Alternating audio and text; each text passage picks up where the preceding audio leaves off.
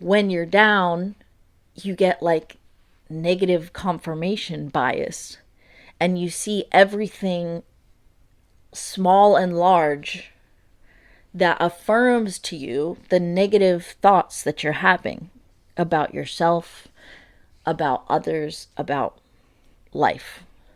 So today I wanted to talk about Joymaxxing, which is the intentional practice of turning toward the things that give you any measure of happiness. Do you see what a metaphysical can of worms this portal is? Hello, welcome to my head. Liz Lux. Me, Liz Lux. Why am I saying it like that? You know, I had a really hard time recording this week's episode. I didn't know what the fuck to talk about. Not that I don't have a whole list of video topic and title ideas. I do. It's ever growing. But this was a tough week. Mentally, I was low. I was in the pits of despair. And this was the hardest week for me to follow through, because not only was I just like overwhelmed and stressed out, but I was like severely depressed. And you know, when you're depressed, like the negative voices get very loud, and I was being very mean to myself about how stupid it is for me to have these silly little dreams, for me to dare to put my voice and my thoughts out there, because nobody cares and I don't matter. And it's brutal, but if you have had depression, if you've struggled with mental health, then you're probably quite familiar with the Sith Lord in your ear. That is you. It's you.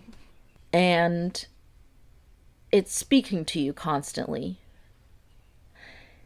And this week, it was very loud, and I was very much struggling. And I wasn't sure what to talk about, and all of the ideas that I have for videos took too much bandwidth. They required some level of preparation, planning, thinking. Oh God, I couldn't even think. I could just do the bare minimum of going to work and like keeping the dogs cared for and the child fed and, you know, making sure that the house isn't a biohazard. And that was a lot as it is, and I just couldn't handle anything else. But I want to remain committed to myself. And I was thinking about how obviously taking care of my dependents and my home, they're non-negotiables. But that's because they're for others. Even the home, like I'm a renter and I have dogs and I have a child, and so I think that those things require that I keep my home to a certain standard. I'm actually just in this moment realizing that those are like my non-negotiables, and that's because somehow I'm thinking of them as being for mostly or completely for someone else. Damn. I clearly still have a lot of work to do in this arena. I deserve to have my joy be a non-negotiable. I deserve to prioritize myself when it serves no one but myself. And that definitely helped this week. And I'm glad, because as I'm sitting here in my therapy session with you all, I'm realizing, yeah, wow, I preach a lot about prioritizing yourself in your needs, and I still struggle with it myself, clearly. When push comes to shove, I'm doing things for others and having a really hard time for myself. Not today, Satan. I am committed to myself. And here I am. Here I am, speaking into the void. Also, by the way, I might sound a little congested. It's just like the plant sperm right now.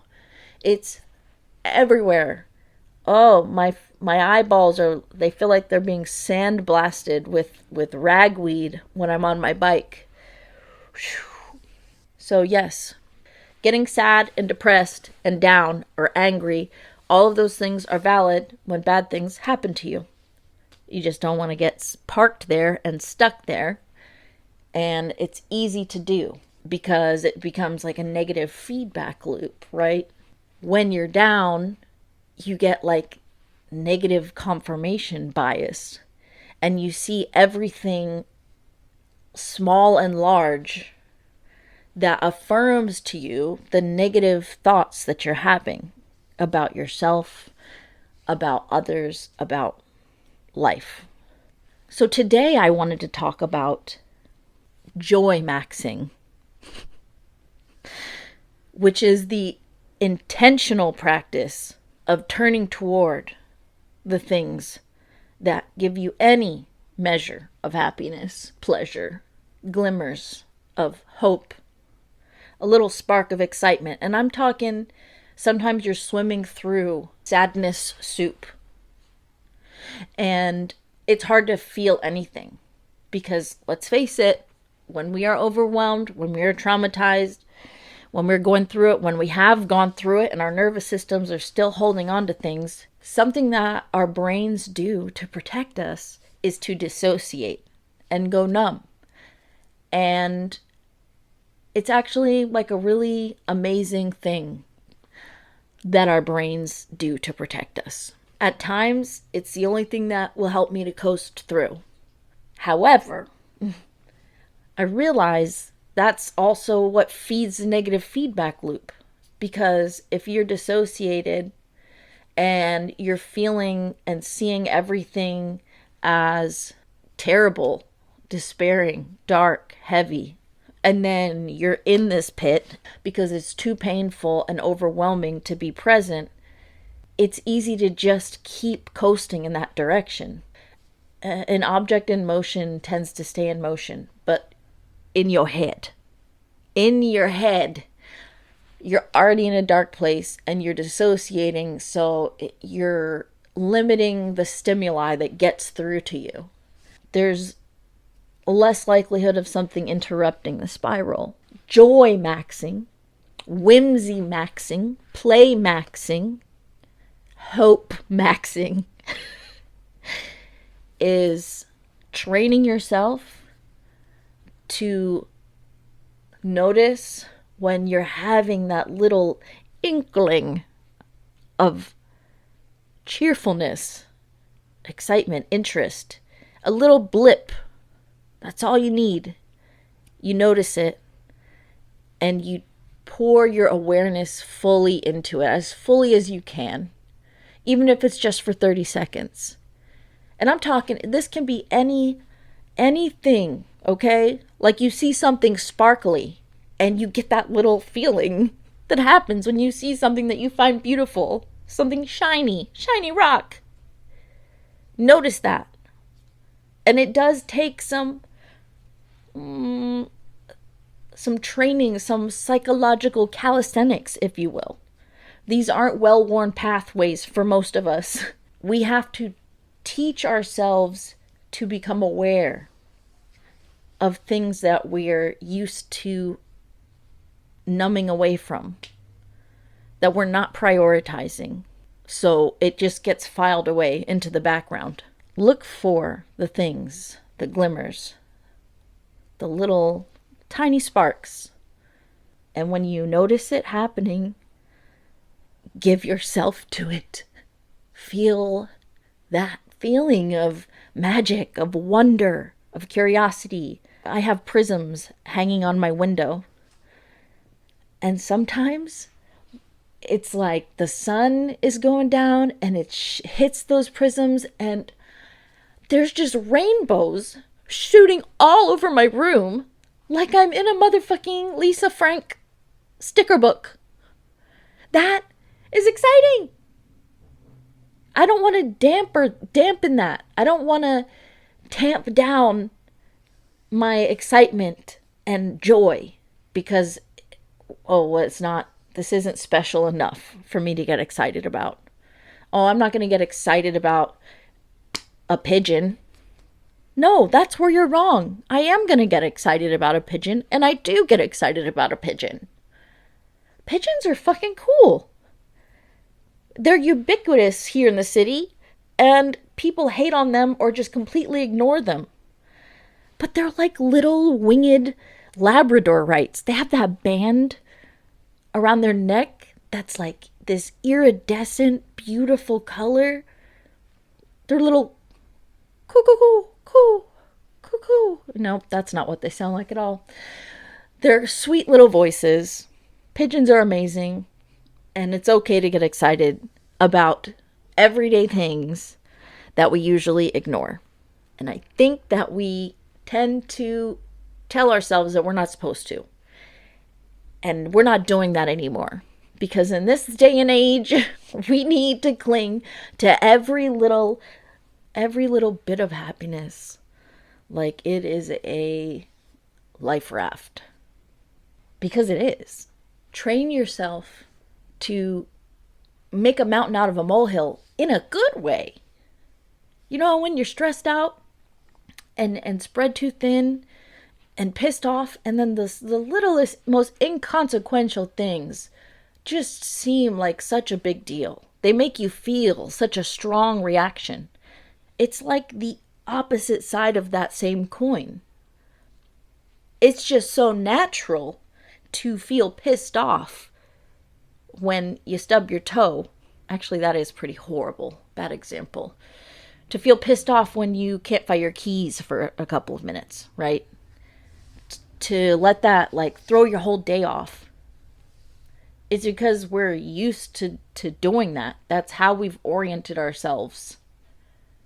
But with a little psychological calisthenics, a little training, you can have confirmation bias toward magical things, toward beautiful things.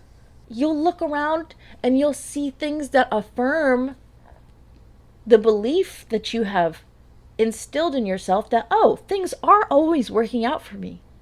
Oh, people are good deep down. Oh, look at that. Just as I suspected, there is a lot of love and beauty in this world. And that kind of turns into a positive feedback loop. That snowballs. You start noticing little bits of magic and little bits of light. And then before you know it, you're seeing it everywhere. Even in the very darkest moments, it can become automatic. It just takes some practice, affirmations, journaling, therapy. I like to, sometimes I literally brainwash myself with affirmations while I sleep. Like I am implanting the positivity, and at first it feels really cringe and very, very dishonest. But I swear to God, with time and repetition, you really do get all these positive beliefs. And then you start to notice them all around you. Then you see all the synchronicities happening all the time. And then you notice that the universe is conspiring to help lift you up, for you to be the best person you can be. That's the beauty of Joymaxxing. Orienting yourself to the light. Training your nervous system, training your subconscious mind to recognize the things that reinforce the positive beliefs, the things that make you feel hopeful, the things that make you feel like, wow, life really is magical. You just got to work out that very atrophied muscle. And even if you are drowning, just microdosing serotonin wherever you can get it. It makes a difference. Listen, the only constant is change. That's one thing about feelings. They're temporary. One thing about feelings is they're going to change, which is a comfort when you're having the low points, and it's incentive to be present when you're feeling the high points. The fact that it is fleeting makes it even more special, even more reason to feel it as fully as you can. It's a gift. Life is a gift. No matter how good your life is or how tough your life is, it is free to teach yourself, or should I say, remind yourself to notice the beauty and bask in it, and to notice things that I just keep thinking magical, magical. I can't think of another better word to describe it, that like that feeling that everything is interconnected in these inconceivably complex, intricate ways, and that it's all about love, man. It's all about love. We come into this world knowing that. So yeah, we are teaching ourselves, but it's really reminding ourselves of our natural state. And I'm not saying never dissociate, because again, a powerful tool for getting through some terrible times. I still dissociate all the time. However, when little something catches my eye out of my peripheral, the way the sun is hitting a leaf, or seeing a person in the park with their dog, and they're just loving on each other, that makes me, that does something to me. I feel that right here. I'm pointing to my chest. I feel that. Notice when I feel that, and turn toward it, even if just briefly. It's like your health bar goes up every time, even if it's 1%, 2%, 5%, 10%. Look, we need every little sip of hope and life that we can get. These are uncertain and scary times. We need to take the wins where we can get them, and celebrate the small wins. Give yourself credit for even the most minute victories. It's like doing a pull-up every time. You build that muscle and it becomes more effortless. You're doing spiritual and psychological calisthenics, becoming stronger and more nimble every time. Every time you choose to notice something beautiful and let yourself feel a big feeling about it. As big of a feeling as you can conjure. Because life does suck, okay? But it's also amazing. It's also a gift. And honestly, the suckiness, the hard times, the struggles provide a contrast to those glimmers, to those sparks of light and joy, that it makes them even more powerful, even more valuable, even more appreciated. So go out there and try that this week, leaning into the magic and the joy.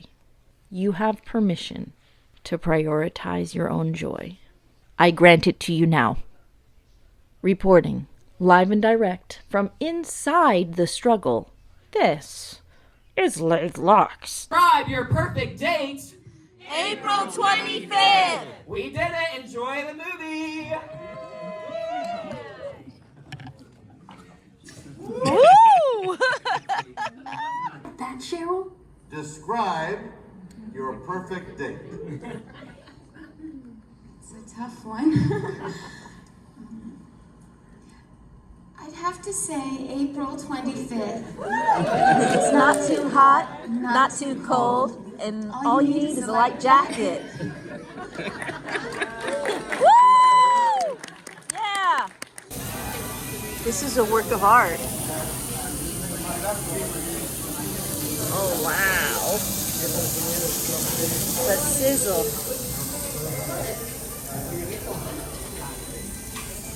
Woo! All that meat! Didn't know shrimp looked like this. Look at all the head tentacles. Looks like something from Rick and Morty. Oh my god. I'm still gonna eat it.